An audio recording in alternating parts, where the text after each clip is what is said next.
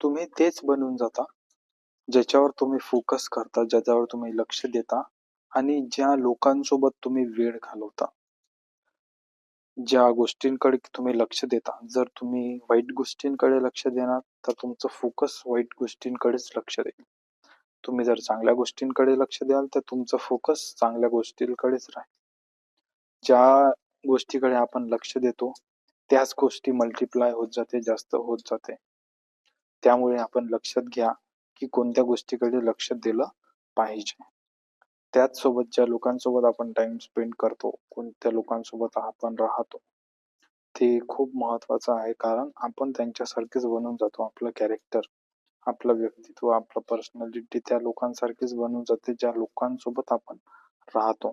म्हणून आपण कोणासोबत राहत आहोत, कोणासोबत वेळ घालवत आहोत, हे खूप जास्त इम्पॉर्टंट आहे. आपल्या लाईफमध्ये आपण अवेअर राहायला पाहिजे त्या बाबतीत. जर अनअवेअरिंगली आपण कोणासोबत पण राहत असलं, तर ते खूप जास्त कठीण होते व्यक्तींसाठी, लोकांसाठी आणि आपल्यासाठी जर आपल्याला ग्रो करायचं असेल तर.